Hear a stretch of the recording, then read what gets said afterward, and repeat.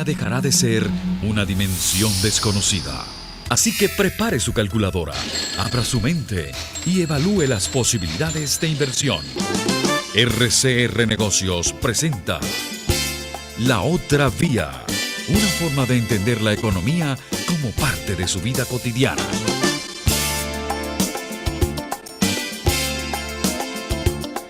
¿Qué tal, amigas, amigos, consecuentes oyentes de Radio Caracas Radio? Bienvenidos a La Otra Vía, que llega hasta todos ustedes gracias al respaldo que recibimos de la Dirección General de Jaime Estares, en la gerencia de producción de Wilix Arcalle de Kenya Jaramillo, en el control técnico George Castillo, en la moderación y conducción Ligia Perdomo, Edesio Brito Adrián, Martín Ramos y quien les habla Edesio Brito Escobar. Nos vemos y escuchamos por internet, por RCR750 en todas las plataformas y por rcr750.com, que es nuestro blog, nuestro portal. Les invitamos a suscribirse, como lo hacemos sábado a sábado, por YouTube RCR750. Hagamos causa común alrededor de este propósito, que es justamente difundir informaciones de interés económico.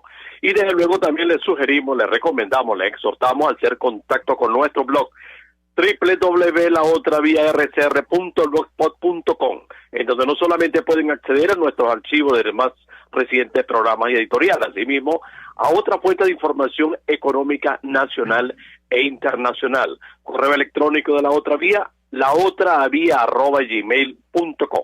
Bueno, vamos a proceder a hacer lectura de nuestro editorial. Hoy lo va a hacer Edesio Brito Adrián, porque Ligia, tiene algún inconveniente técnico, pero bueno, vamos adelante, que es lo más importante. Y antes de entrar en el análisis del contenido de esa editorial, yo quisiera hacer una reflexión antes de darle la palabra a los colegas y desde luego para que inicien la conversación con nuestro invitado de este día. Adelante, Edesio. Buenos días a toda la audiencia de La Otra Vía y de Radio Caracas Radio. El titular del editorial de hoy es: El hecho económico es mucho más que solo discurso. Y dice así: cuando estaba culminando el 2019, en Venezuela se produjo un hecho económico de impactantes repercusiones sociales que provocó una serie de comentarios que, obviamente, hacían suponer la llegada de un 2020 con una oxigenación en la producción, el comercio, el financiamiento, el incremento de la fuerza laboral y, por supuesto, las inversiones privadas en todo el país. De hecho, la expansión precisamente de las inversiones con un reflejo extraordinario del consumo se asociaba con un sensible mejoramiento del número de puntos de venta relacionados con un encadenamiento de puntos identificados como bodegones. Muchos no sabían de dónde emergía tal dolarización, pero lo cierto es que había dólares. La liquidez nacional bostezaba y los consumidores se las arreglaban convencidos de que aquello definitivamente era un despertar. De hecho, como si fuera poco, la dolarización de facto llegó a influir de tal manera que pasó a convertirse en invitado de excepción en el ingreso familiar. Además, en un antipático adversario del control de cambio, del control de precios, como un gran imán social para el retorno a su patria de centenares de miles de venezolanos que, con su actitud, estaban convirtiendo la diáspora en proceso de retroceso. Y era así debido a que hasta el salario nacional dolarizado lucía imponente y convincente mucho más que las remesas. Pero aquello que algunos calificaban de discurso saludable, repentinamente hizo posible que enero de 2020 cambiara de rostro. Y con ese tiempo de cambio pasara a exhibir el año del que vendría a ser el inicio del momento de un grave problema sanitario, como de una contaminación made in China, de proyección global, y que la Organización Mundial de la Salud desde un comienzo lo calificó nada más y nada menos que de pandemia. En Venezuela, todo se derrumbó. No hubo necesidad de esperar a que la cadena de cuarentenas que emergieron con el 2020 ofrecieran una lección esperanzadora que permitiera rescatar lo que ya se había divisado como la recuperación de lo que se había percibido en el 2019. Por el contrario, lo que inicialmente pudiera haberse apreciado como una contaminación transitoria no había demostrado ser así. Y en ese momento, a la vez que empresas, trabajadores, familias y gobiernos cuantifican repercusiones, incluyendo un alto número de fallecidos en el mundo, las expectativas de una eventual respuesta positiva giraban alrededor de algunas potencias vacunas, es decir, alrededor de lo mismo que hoy gira todo. Mientras avanzamos mucho más allá de la mitad del año que había prometido glorias, las economías de cada país sencillamente administran sus aprendizajes, tratan de convertirlos en lecciones de larga data, pero además se las ingenian para identificar eventuales responsables de una contaminación que no se sabe en dónde finalmente pudiera terminar y de qué tipo de economía verdaderamente vamos a ser protagonistas los humanos en el 2021. Hoy, la otra vía se involucra en el tema más allá de lo que ya nos expuso recientemente nuestro invitado José González. Y en esta ocasión, ese involucramiento y conversación será con alguien que desde la Gerencia General de Benancham, como es el economista y gerente Luis Vicente García, día a día escucha, analiza, trata, evalúa qué están haciendo las empresas de capital internacional en Venezuela para avanzar en esta tormenta. Pero además, hacia dónde se orienta el esfuerzo de las empresas que, dentro y fuera del territorio nacional, rediseñan estrategias productivas y competitivas que se traduzcan en resultados satisfactorios.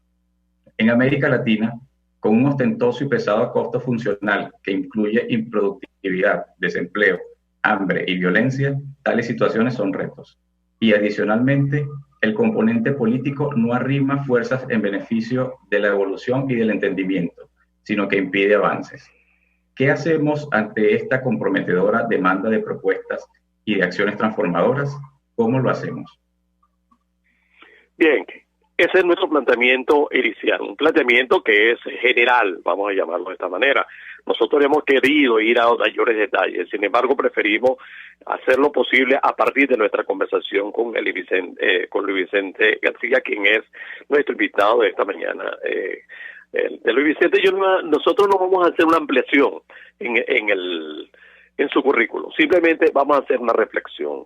Nosotros tuvimos la posibilidad de conocer a Luis Vicente a comienzos de año y lo conocimos con un detalle que nos sorprendió, y es que es un hombre de la radio. Le gusta la radio, ha estado en radio, ha hecho radio y desde luego pues sabe cómo es que se maneja esta situación.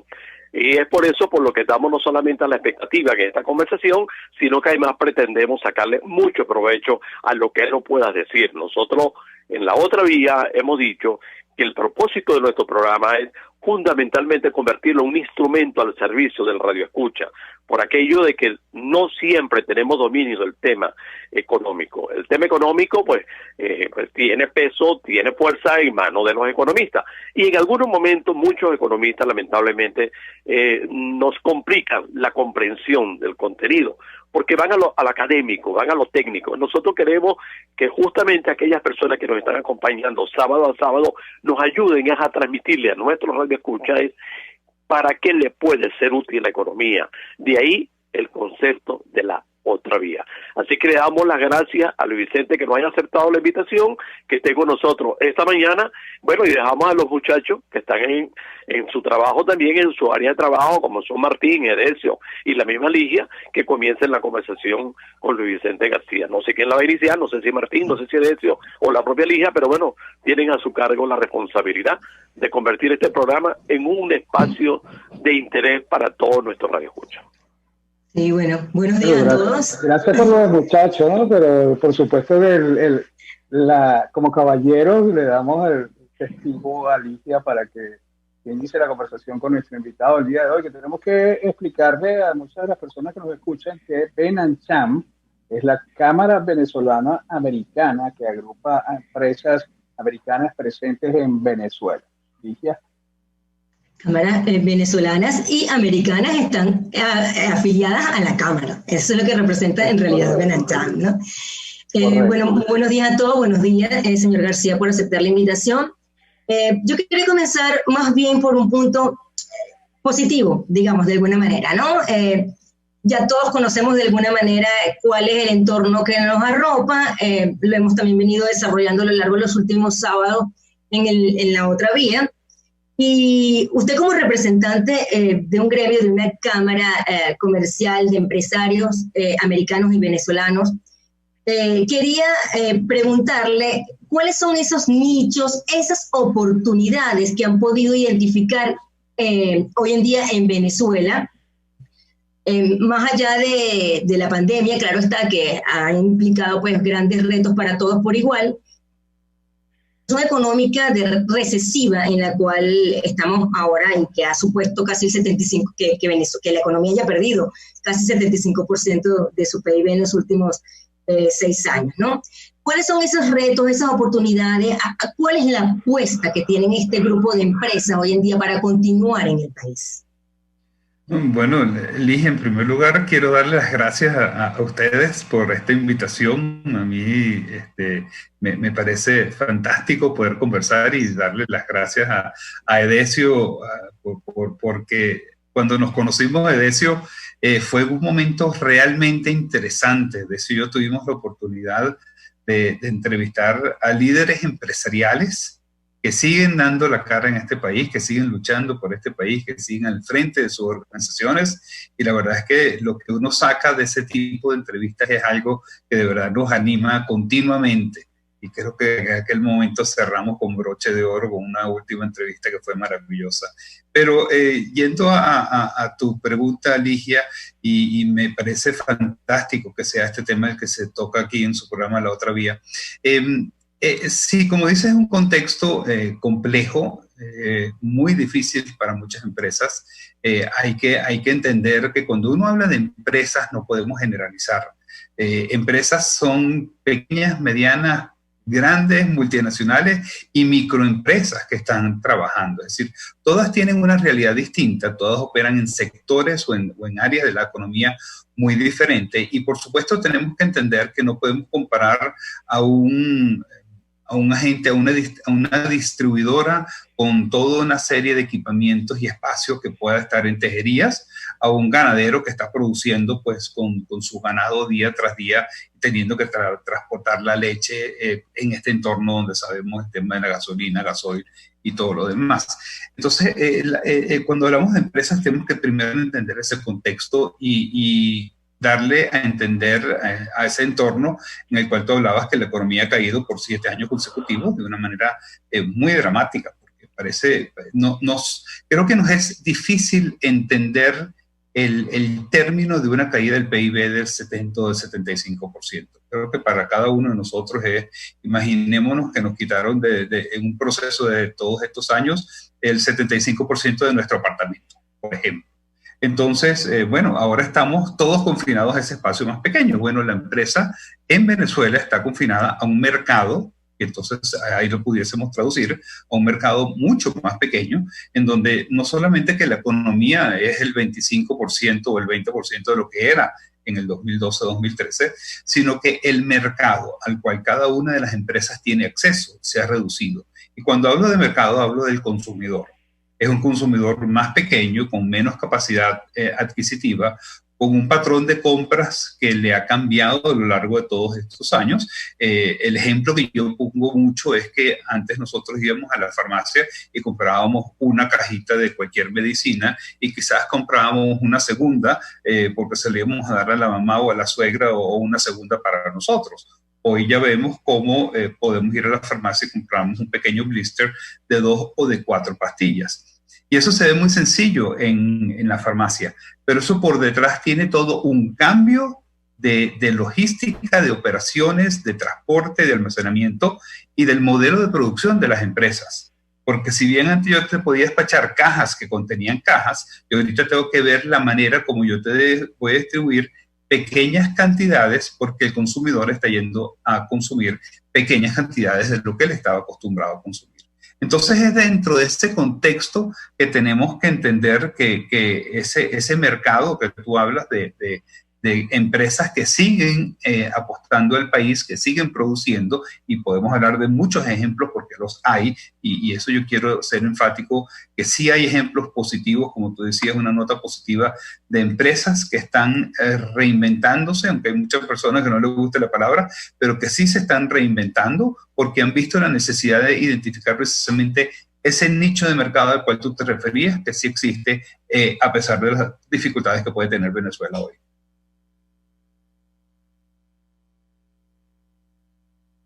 Señor Luis Vicente, buenos días de nuevo. Gracias por aceptar nuestra invitación, y a nuestros amigos que nos sintonizan les recordamos que estamos conversando con Luis Vicente García, que es el gerente general de Ben & Chan.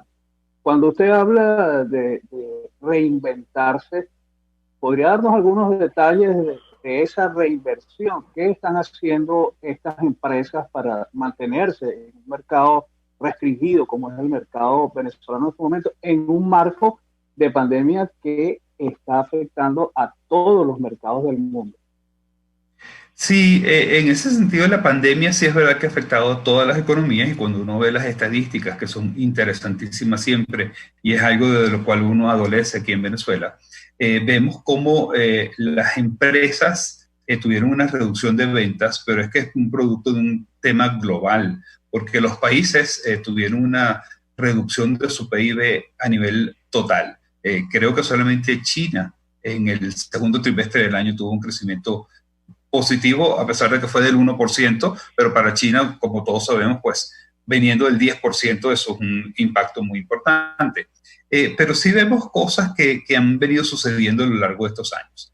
Primero comenzaron a surgir todos estos temas artesanales en la gastronomía, desde mermeladas hasta productos. Hoy lo vemos con el delivery, panes artesanales, toda una serie de temas que se fueron desarrollando, que llega un momento que ya tienes que dejar de ser artesanal, porque tienes que tener un espacio para producir, un espacio para almacenar, tienes que tener distribución, tienes que tener lo que tiene cualquier empresa, que es tu área de finanzas, vamos a llamarlo así, porque tienes que manejar contabilidad, tienes que pagar IVA, tienes que cobrar, tienes que emitir facturas. Es decir, comenzamos a ver que hubo un crecimiento quizás pequeño, orgánico, en un área gastronómica que fue la primera que surgió, pero que hoy lo vemos en muchísimas industrias. ¿Qué ejemplos te puedo dar?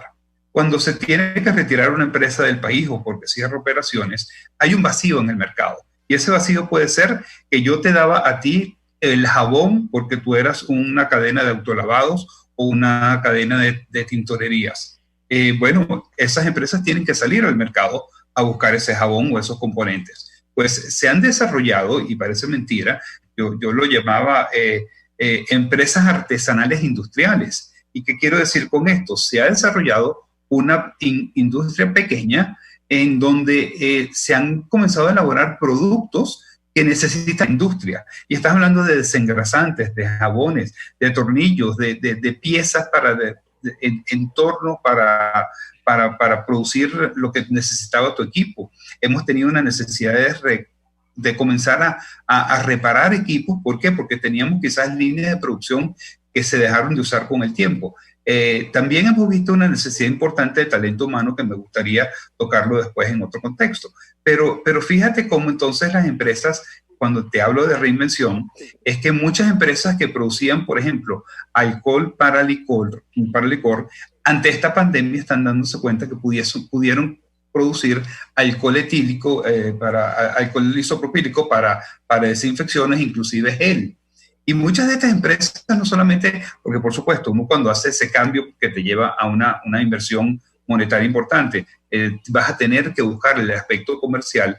Muchas de estas empresas están haciendo grandes donaciones a instituciones como la UNICEF, el Dividendo Voluntario de la Comunidad, a Fe y Alegría y a otras organizaciones de desarrollo social, porque vieron la necesidad de hacerlo. Estás viendo empresas que producían telas, que hoy están produciendo uniformes para médicos, batas u otras cosas, que están produciendo tapabocas, empresas que trabajaban con plástico, que hoy están haciendo estas máscaras de plástico que estamos usando. Es decir, empresas que se adaptan a esta realidad y que muy probablemente continúen con esa línea de producción más adelante, porque ustedes ya habrán hablado en el programa sobre el tema del teletrabajo, y creo que muchos vamos a estar convencidos que el teletrabajo o el telealgo, por llamarlo de alguna manera, va a estar con nosotros siempre, porque nos hemos dado cuenta la posibilidad de que ustedes tengan invitados de otras ciudades del país o de otros países sin necesidad de ir a un estudio, por ejemplo. Y eso lo estamos viendo en muchísimas áreas. Entonces, son pequeños ejemplos donde hay líneas de producción que se están destinando para otro tipo de productos que tú antes no producías. Y eso entonces también lo vemos bueno, ustedes se tuvieron que reinventar para poder transmitir el programa con las dificultades de trasladarse al estudio. que obviamente siempre es muy bonito verse la cara y estar en el estudio y todo lo demás, pero nos dimos cuenta de que la posibilidad está cuando identificamos el mercado. Y lo que decía Ligia al inicio, hay un nicho de mercado que nosotros tenemos que identificarlo, porque básicamente está allí la necesidad del consumidor. Y a nosotros como empresa lo que nos interesa es identificar cuál es esa necesidad de ese nuevo consumidor, de ese nuevo cliente, en qué tipos de productos, qué tipos de servicios, qué calidad está exigiendo, la rapidez del delivery. Hoy, fíjense una cosa interesante, la puntualidad en las reuniones de Zoom, algo que parece extraño, pero es decir, hay hábitos que están cambiando en todo este proceso de pandemia, pero que de alguna manera llega a agregársele al tema venezolano que ya hablábamos al inicio, en el cual las empresas tenemos que adaptarnos para seguir adelante, seguir produciendo y seguir entendiendo. Para mí, que en estos días se habla mucho que todos tenemos que sobrevivir y las empresas están en una etapa de supervivencia. Más bien estamos teniendo que entender cuáles son los riesgos para seguir adelante y para cambiar los modelos de negocio que tengamos que cambiar, porque el mercado que tenemos aquí afuera, si se ha reducido y ha cambiado, sigue existiendo, que es lo más importante. Señor García, hace poco más de 3 años, cuando usted asumía la gerencia general de Benancham, usted decía que el bienestar del capital humano es prioridad. 3 años y medio después, y con este contexto de pandemia, ¿cómo mantener ese bienestar del recurso humano? Hay empresas que o han cerrado o aquellas que aún permanecen en pie, como usted dijo, se han reinventado, incluso han reducido personal o exigen a sus empleados trabajar horas extras porque en buen criollo es lo que hay, ¿no? Entonces, ¿cómo 3 años después, cómo se puede mantener ese bienestar al recurso humano? Bueno, yo te mantengo la convicción de que lo más importante que tiene una empresa son sus recursos, ¿no? Y para mí los recursos que tiene toda empresa y que tenemos nosotros son el tiempo, el equipo de trabajo y el capital. El tiempo sabemos que es finito. El capital en esta Venezuela en la que estamos ha sido difícil conseguirlo, pero entonces tenemos que trabajar mucho mejor con el talento humano que tenemos. Venezuela, lamentablemente, por todo lo que ya sabemos, ha pasado por una cosa que para nosotros fue muy extraña: la ida de venezolanos capacitados. Hubo una migración por la situación que tenemos, pero como país nunca habíamos vivido que las generaciones se mudaban a otras partes. ¿Y a qué me refiero con esto? Si uno ve Europa o ve Norteamérica, los hijos se iban a estudiar en otra parte y hacían su vida en otra parte.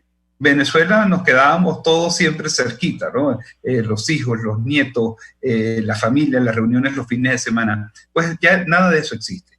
Y entonces, ¿qué sucede? El talento en las organizaciones, lo que yo vine diciendo desde hace un tiempo, es que lo que las organizaciones perdimos fue la gerencia media. Porque los jóvenes que están saliendo de la universidad todavía estaban estudiando, y los que tenemos cierta edad, como dijo Decio al inicio, seguimos siendo muchachos de una edad un poquito más avanzada, quizás nunca pensamos ni emigrar ni en salir de Venezuela, porque este es nuestro país y aquí es donde estamos haciendo nosotros nuestras cosas y aquí es donde hemos criado a nuestra familia.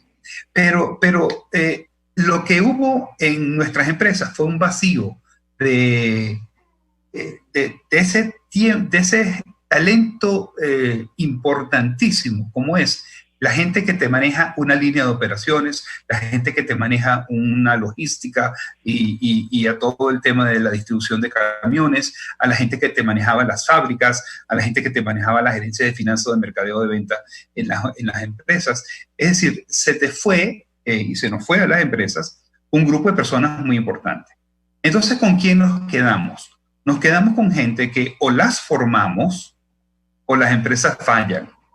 Porque nosotros tenemos que formar a nuestro personal para que siga asumiendo, como tú decías antes, Decio, esos retos que ahora somos menos y tenemos que trabajar más. Ahora tenemos que trabajar en áreas que quizás desconocíamos, o ahora le dimos la posibilidad a un muchacho recién graduado de la universidad o a una muchacha que tenía 2 o 3 años de experiencia de asumir cargos gerenciales al cual no solamente no estaba preparada, no tenía la experiencia, pero nunca fue. Entonces tenemos que hacer un proceso de aceleración de formación muy rápido. Y adicionalmente, al sector privado nos ha tocado asumir parte de la responsabilidad de ayudar a nuestro personal. Y si bien Venezuela ha sido un país que se ha caracterizado porque el sector privado siempre ha ayudado a su comunidad, y eso lo vemos desde las petroleras que le daban casa a sus empleados y tenían su club de recreación. Lo vimos en grupos como el Grupo de Empresas Polar, el Grupo de Empresas Mendoza, la creación del dividendo voluntario de la comunidad, por ejemplo. Y es decir, en Venezuela siempre ha estado presente la práctica de que el empresario ayuda a sus trabajadores y a su comunidad. Con el tiempo surgió todo el tema de responsabilidad social empresarial que ha venido cambiando. Muchos de nosotros habremos ido a sembrar árboles, a pintar fachadas de casas, a limpiar playas, pero hoy la responsabilidad social empieza por casa. Y me refiero con eso es que para que tu trabajador trabaje esas horas extras que tú le vas a pedir o con ese rendimiento y desempeño que tiene que trabajar, tiene que estar tranquilo, tiene que tener ese bienestar del cual tú preguntabas antes. Porque una persona, imagínense ustedes, una muchacha que dio luz hace 6 meses, que vive en los Valles del Tuy y que tiene que venir a Caracas a trabajar. Si la mente de la muchacha está en la casa donde dejó con su mamá, que dejó a su bebé, que le puede faltar la luz o el agua o la leche o los pañales, ella no va a estar trabajando en lo que tiene que trabajar. Entonces, como empresa nos corresponde que ese bienestar ya no solamente sea para el trabajador, sino para su entorno familiar.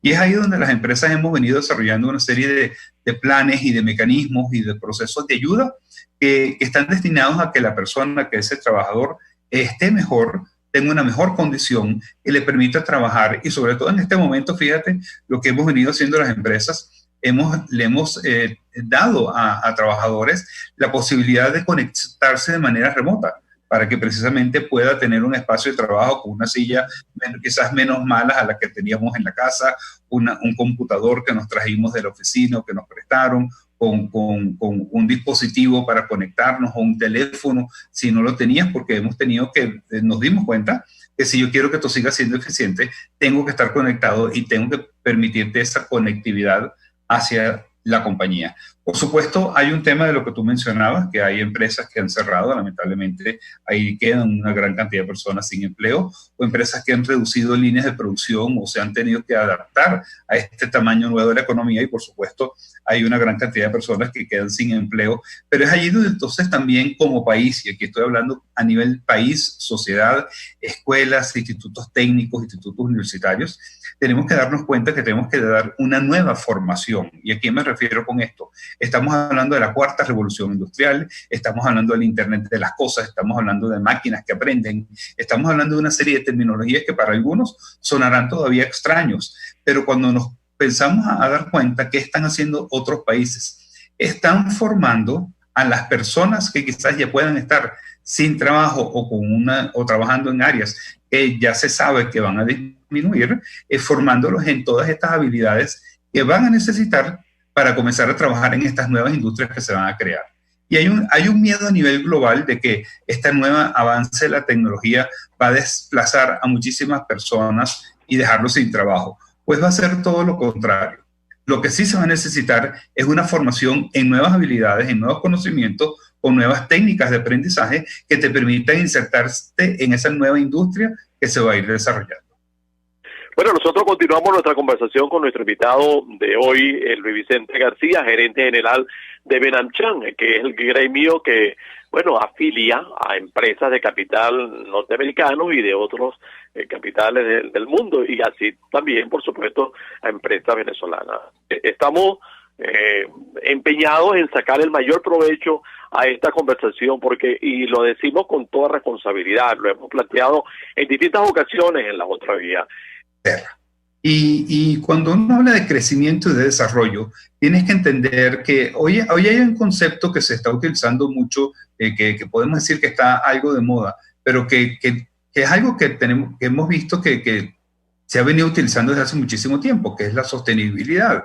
Y cuando tú hablas de un crecimiento, un desarrollo sostenible, es porque estás utilizando los recursos necesarios hoy y siempre garantizando los recursos que van a tener que estar disponibles para generaciones futuras. ¿Y cómo se hace eso? Con una planificación a muy largo plazo, una planificación de años. Estos programas que tienen ciertos países para el 2020 o el 2050.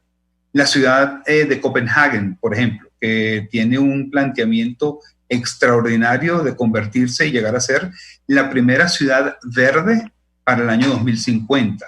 Pero fíjate que estás hablando de 2050. Ahí estás traspasando generaciones. Olvidémonos de periodos cortos de elecciones políticas. No, ahí está, es un programa para generaciones futuras. Y entonces eso es lo que quizás nos ha faltado en América Latina. Primero, vernos unidos como continente. Segundo, ver nuestra fortaleza que tenemos. Somos un continente realmente amplio, con casi 700 millones de habitantes, con un Producto Interno Bruto realmente importante, con dos países tan grandes como Brasil y México, donde Brasil ha sido considerado como uno de los BRICS, más allá de que está todo el tema del crecimiento de estos países BRIC ha cambiado. Tienes a México con todo su acuerdo comercial con Estados Unidos y Canadá, y tienes a Chile, que está considerada como el país más desarrollado de América Latina. Entonces, tenemos ejemplos aquí mismo en el patio de nuestra casa. Tenemos, por ejemplo, Colombia. ¿Cómo surge Colombia después de todo el tema de que estuvo tantos años con el problema de la guerrilla? Pues fueron proyectos de muy largo plazo, y hoy Colombia está exportando grandísimas cantidades de productos y de servicios, que es importante, que se nos olvida la exportación de los servicios, y que le generan ingresos en divisas al país. O ha desarrollado una industria del turismo que en el año 2018, si mal no recuerdo, le representó 5 millones de turistas. O República Dominicana, con el turismo tan increíble que ha podido desarrollar, sin considerar el tema de la pandemia, por supuesto. Entonces, nos ha faltado una visión regional. Y comencé hablándoles de la globalización, porque en este momento se ha cuestionado un poco el tema de la globalización, en el sentido de que muchas empresas que necesitaban sus insumos para seguir produciendo, se dieron cuenta que la fábrica que les producía ese insumo estaba del otro lado del mundo. Entonces, hay personas que están abogando un poco más por la regionalización que por la globalización. Y la regionalización te implica ver a tu mercado de al lado, es decir, ver nosotros a Colombia, Ecuador, Perú, Brasil, o ver la posibilidad de países en Centroamérica o en el Caribe. Fíjense, por ejemplo, que acaban de dar unas cifras interesantísimas, que el mes de agosto representó para México el mes de mayor monto en exportaciones a Estados Unidos en la historia, en medio de esta pandemia. Entonces, ¿y por qué? Bueno, son condiciones geopolíticas. Quizás Estados Unidos están importando menos de Asia o menos de otras partes del mundo. Y bueno, México, que es su vecino inmediato, salió fortalecido. ¿Y qué quiero decir con esto? Tenemos que buscar las fortalezas que podamos tener entre todos, precisamente para darle esa orientación a ese crecimiento sostenible de muy largo plazo, que es la única manera que nos va a permitir como continente seguir adelante. Hay una pregunta que quisiera hacerle, y tiene que ver con el proceso que se está viviendo en los Estados Unidos y que se va a vivir en Estados Unidos este año. ¿Podría o no haber un cambio a nivel de la presidencia? En ese sentido, ¿qué prevenciones, o si las están tomando con respecto a Venezuela, con respecto a América Latina, con respecto a la globalización, aunque se haya criticado el concepto, y con respecto a lo que usted mismo dijo de esa cuarta revolución industrial? ¿Qué escenarios están manejando los empresarios afiliados a la Cámara o los empresarios americanos con capitales en Venezuela o venezolanos con capitales en los Estados Unidos? Hay una cosa interesante, y aprovecho para comentar lo que Benanchama está cumpliendo 70 años en este año 2020. Un año pues que sabemos que por todo este tema de pandemia, cualquier cosa que se pueda hacer para celebrar 70 años se hará de manera virtual.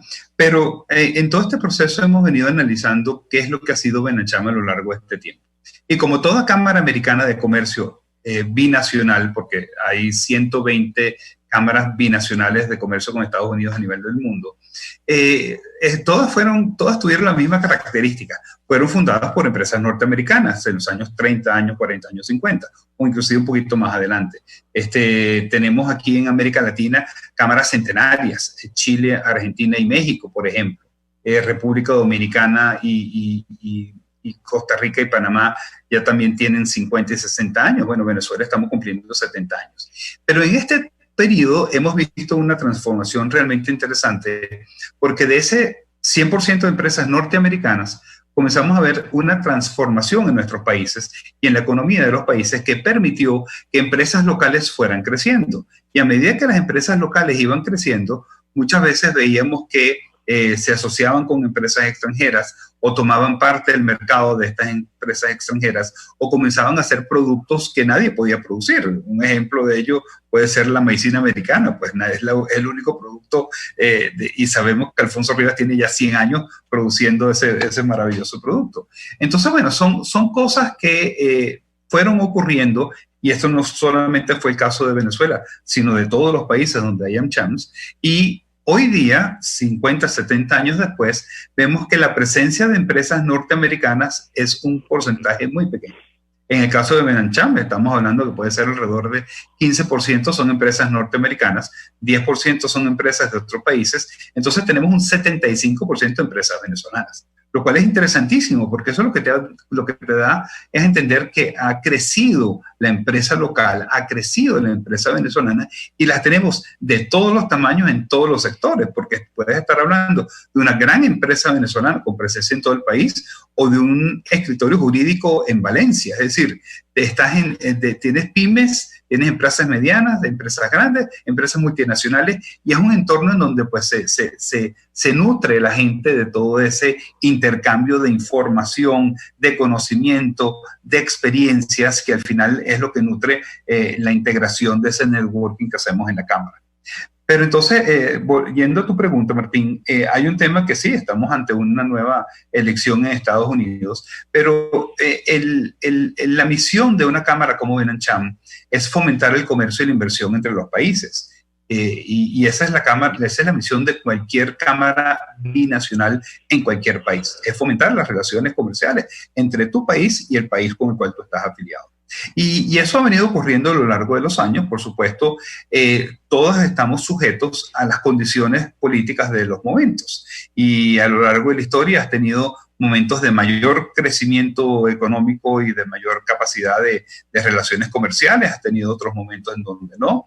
Estás viendo a nivel mundial todos estos tratados de libre comercio que se están firmando entre los múltiples países, Europa con América Latina, Norteamérica con algunos países asiáticos con países en América del Sur. Y al final eso es lo que de alguna manera te lleva a esa integración mundial de la que hemos hablado, que hoy será un poco más la integración regional y de ese tema que hemos hablado o que se ha hablado mucho en el pasado de la integración sur-sur, no es más que, bueno, que América del Sur se una y haga un gran espacio de comercio y de integración regional para precisamente poder desarrollarse en múltiples áreas. Hace 3 años, Argentina estaba anunciando que querían ser una fuerza en desarrollo tecnológico, pero uno asocia a Argentina con ganado, con granos, con petróleo, no en tecnología. Estamos viendo, como les decía, Colombia con un tema fabuloso de exportación de todo lo que tiene que ver flores y ciertos productos agrícolas. Vimos que Ecuador se ha convertido en el mayor exportador de cambur, banana, como le llaman en otros países. Es decir, estamos viendo unas cosas que están ocurriendo y en este momento, a pesar de la situación. Entonces, para nosotros sí, obviamente, todo tema de elecciones en Estados Unidos es algo que seguimos de cerca, es algo en donde no opinamos porque, por supuesto, no es nuestro trabajo, pero sabemos que puede llegar a afectar de alguna manera las relaciones comerciales. Y es ahí donde nosotros pues estaríamos siempre interesados en seguir fomentando relaciones comerciales, inversión en nuestro país, políticas donde las empresas puedan repatriar dividendos, donde las empresas estén enmarcadas en un marco jurídico que les permita pues invertir con seguridad. Es decir, hay una serie de elementos en los cuales el país tendrá que trabajar para atraer esa inversión y para hacerla rentable en Venezuela. Una pregunta, señor García, una curiosidad que tengo. Usted dijo que 15% de las empresas afiliadas a la Cámara son norteamericanas, ¿cierto? ¿Cuánto era ese porcentaje hace unos 5 años atrás? Tú sabes que yo te diría que no ha cambiado mucho, porque llega un momento que la empresa local crece tanto que va desplazando la presencia de las empresas extranjeras, y eso pasa en cualquier país. En el caso nuestro, sí tienes las grandes empresas norteamericanas, como pueden ser Cargill, Ford, Chevron, bueno, sí, tienes múltiples, Johnson, Mastercard, es decir, tienes muchas empresas, pero comienzas a ver que empresas venezolanas que crecieron en industrias muy específicas, como por ejemplo el azúcar, la pasta, harinas, servicios y una gran cantidad de empresas en áreas ya de quizás de menor tamaño, pero estás hablando de empresas de tecnología, empresas de consultoría y asesoría, escritorios jurídicos con oficinas en múltiples ciudades del país. Tienes empresas de bienes raíces, empresas de turismo, empresas pequeñas de pymes y servicios, tienes cadenas de restaurantes, es decir, que ya son empresas venezolanas que son las que ocuparon ese espacio, y no porque no la ocupara la empresa grande americana que vino en su momento, sino porque se fueron desarrollando otros mercados, un poquito lo que hablábamos antes. Una cadena de hamburguesas, pues, es local y se nutre de insumos locales. Un escritorio jurídico busca estudiantes en las universidades para que después trabajen y se desarrollen con ellos. Todo el sector turismo es más local que otra cosa, porque estás hablando de posadas, de líneas aéreas nacionales, de agencias de viaje, de intermediarios de todo lo que tiene que ver con el sector turismo. Es decir, comienzas a ver que se desarrolló toda una red de empresas venezolanas, y eso se ha mantenido más o menos por los últimos, yo te diría, 10, 15 años. Okay. Y este nuevo aniversario, ¿cuáles son los retos que se está planteando Benancham para el futuro? Mira, los retos son interesantes, Martín, y gracias por la pregunta. Nosotros siempre hemos querido, primero, estar cerca de nuestros afiliados y del público en general, para lo cual hacemos una serie de seminarios y eventos a lo largo del año. Nosotros hacemos eventos gerenciales, eventos económicos. Por cierto, la semana que viene vamos a llevar a cabo el evento de cómo presupuestar para el 2021, un evento que esperamos que sea interesante, porque las empresas necesitamos entender este panorama que estamos conversando, cómo lo podemos llevar y traducir a números.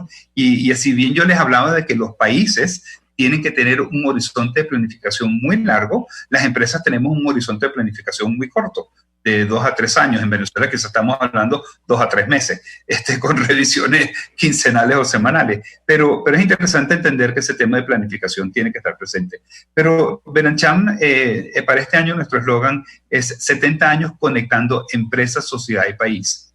Y cuando decidimos que hacer el eslogan, porque nosotros hemos logrado conectar empresas, conectarlas con la sociedad y conectarlas con el país. ¿A qué me refiero? Nosotros, a través de lo que hacemos, este intercambio comercial y de inversiones, en su momento pudimos estar presentes cuando venían empresas extranjeras a Venezuela, o cuando han ido empresas venezolanas a buscar mercados en el exterior o exportar sus productos al exterior.